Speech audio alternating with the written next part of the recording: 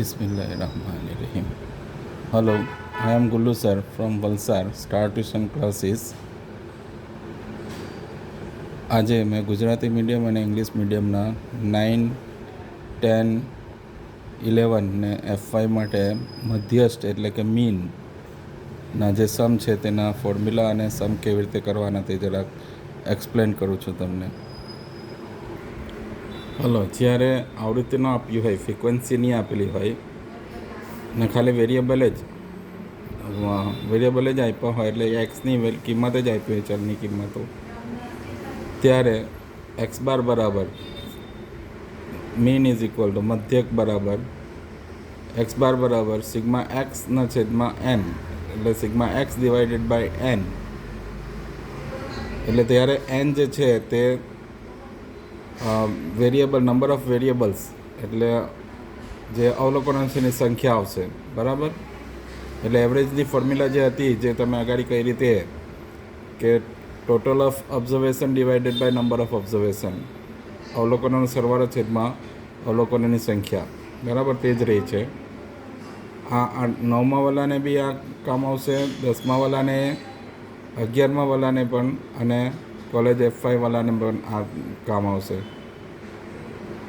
જ્યારે આવૃત્તિ આપી હોય એટલે કે ફ્રિકવન્સી આપેલી હોય ત્યારે એક્સ બાર બરાબર, આ સીધી રીત છે, એક્સ બાર બરાબર સીધી રીત સિગ્મા એફઆઈ એક્સઆઈના છેદમાં એન. કેટલીક જગ્યાએ અહીંયા એન જે છે તે ટોટલ ઓફ ફ્રિકવન્સી આવૃત્તિનો સરવાળો એટલે સિગ્મા એફ બી લખી શકાય એનની જગ્યાએ, બરાબર. હવે જો એમાં એઝ્યુમ કરવામાં આવે, ધારવામાં આવે મધ્યક, બરાબર, એઝ્યુમ મીનથી કરવામાં આવે તો d i is equal to x i minus a. તો અહીંયા 10thવાલા જે છે તે સ્મોલ એ લે છે, બરાબર. આમાં મેં કેપિટલ એ લખ્યો છે, એવી રીતે સાઇન ચેન્જ થઈ શકે.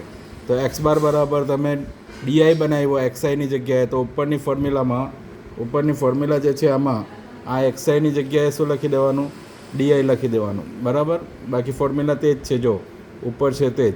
હવે આ એ જે છે તે માઇનસ કર્યો તો અહીંયા એ શું કરી દેવાનું, પ્લસ. એટલે એક્સ બાર બરાબર સિગ્મા એફઆઈ એક્સઆઈની જગ્યાએ એફઆઈ ડીઆઈના ડિવાઇડેડ બાય એન.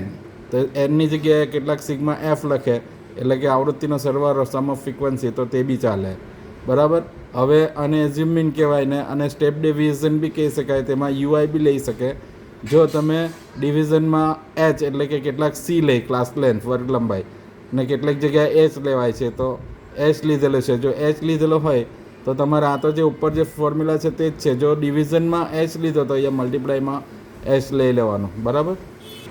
હવે જો ખાલી ઓબ્ઝર્વેશન જ આપેલા હોય તો સીધી રીત ડાયરેક્ટ મેથડ એક્સ 1 2 3 4 5 આપેલો હોય તો એનો ટોટલ થાય સિગ્મા એક્સ 15. તો નંબર ઓફ ઓબ્ઝર્વેશન 1 2 3 4 5 થાય એટલે એન બરાબર 5.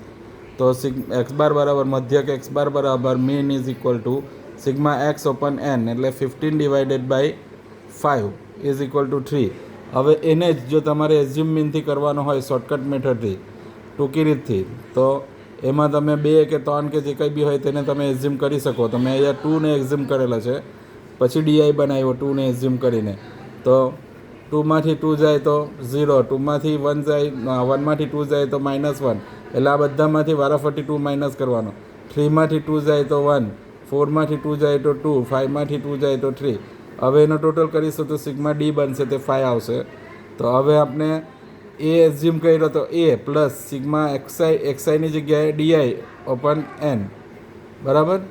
એનો ટોટલ 2 + 5 ઓપન 5, સિગ્મા ડી 5 છે, ડિવાઇડેડ બાય 5 એટલે 1, તો 3. એટલે 2 + 1 ઇઝ ઇક્વલ ટુ 3. તો આ બી 3 ને આ બી 3, બરાબર.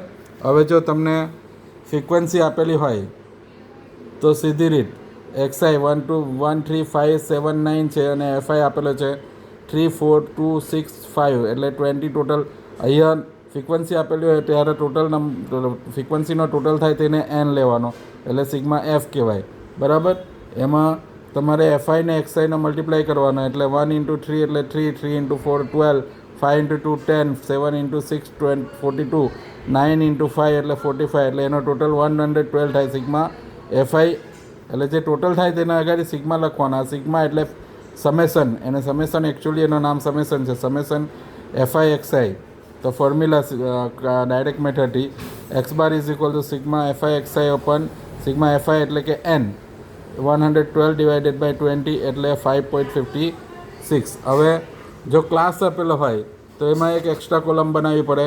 ક્લાસને ફ્રિકવન્સી, જો ક્લાસને ફ્રિકવન્સી આપેલી હોય, ક્લાસ છે આ ફ્રિકવન્સી આપેલી છે તો મિડ વેલ્યુ ફાઇન્ડ કરી નાખવાની. એટલે આ બેનો ટોટલ 0 + 10 એટલે 10 ડિવાઇડેડ બાય 2 એટલે 5 બરાબર. 10 + 20 એટલે 30 ડિવાઇડેડ બાય 2 એટલે 15. એ રીતે તમે 40 + 50 એટલે 90 ડિવાઇડેડ બાય 2 એટલે 45. આ મિડ વેલ્યુ ફાઇન્ડ થઈ ગઈ એટલે મધ્ય કિંમતો બરાબર. એને હવે આ એક્સઆઈ આવી ગયો. હવે જે છે તે રીતનો જ સમ થઈ ગયો પાછો ક્લાસ આપેલો હોય તો બી. તો આ બેનો મલ્ટીપ્લાય સીધી રીતમાં ગુણાકાર બરાબર. તો એક મલ્ટીપ્લાય ગુણાકાર આવશે તો એનો ટોટલ તો આ સિગ્મા એફઆઈ એક્સઆઈ થશે. Sigma FI X I divided by sigma FI એટલે કે એન એટલે 560 ડિવાઇડેડ બાય 20 એટલે 28 બરાબર. તો આ હવે આ જ સમ જે છે તેને આપણે એઝ્યુમ મીનથી કરીએ બરાબર, ધારેલા મધ્યકથી. તો અહીંયા એક્સઆઈ છે તે જ એક્સઆઈ અહીંયા ડાયરેક્ટ લીધેલો છે. આ એક્સઆઈ, આ ફ્રિકવન્સી જે અહીંયા છે 3, 4, 2, 6, 5 તે જ અહીંયા લેવાની છે આપણે. તો એક્સઆઈની કોલમમાંથી મેં આ એક્સઆઈમાંથી 25ને એઝ્યુમ કર્યો એટલે એ 0 બરાબર. 15માંથી 25 જાય તો -10 ડિવાઇડેડ બાય ક્લાસ લેન 10 છે એટલે ડિવાઇડેડ બાય 10 એટલે -1 એટલે ઉપર -1 -2 નીચે +1 ને +2 જેટલા બી 0ના નીચે જેને ધાર્યો ત્યાં એઝ્યુમ કર્યો ત્યાં 0 ને ઉપર -1 2 3 4 5 ને નીચે +1 2 3 4 5. આમાં ક્લાસ લેન સેમ હોવી જોઈએ તો આ એક્ઝેક્ટ આ જ આવશે બરાબર. હવે ડીઆઈને કોના સાથે મલ્ટીપ્લાય કરવાનો? એફઆઈ સાથે, એટલે આના સાથે. એટલે -6 -4 0 6 ને 10. તો આના -10 ને આ -16. તો -16માંથી -10 જાય તો +6 આવે એટલે એફઆઈ ડીઆઈ જે આવ્યો સિગ્મા એફઆઈ ડીઆઈ તે +6 આવ્યો. તો x bar is equal to shortcut મેથડથી a plus sigma f i d i open sigma FI એટલે કે એન ઇન્ટુ એચ કે ક્લાસ લેન સી બી લખી શકાય બરાબર. તો એઝ્યુમ કરેલો છે એ 25 પ્લસ એફઆઈ ડીઆઈ આવ્યો 6 ને 20 ફ્રિકવન્સી છે અને ક્લાસ લેન 10 છે બરાબર. તો એ 10, તો આ 0 0 કેન્સલ થઈ ગયો. 3 ડિવાઇડેડ બાય 2 6 ડિવાઇડેડ બાય 2 એટલે 3. 25 + 3 એટલે 28. એટલે કોઈ બી મેથડથી કરો સમનો આન્સર જે છે તે આ જ રહેશે બરાબર. જો ગમ્યું હોય તો સબસ્ક્રાઈબ કરો, શેર કરો અને અમારો ઉત્સાહ વધારો. Okay, best of luck.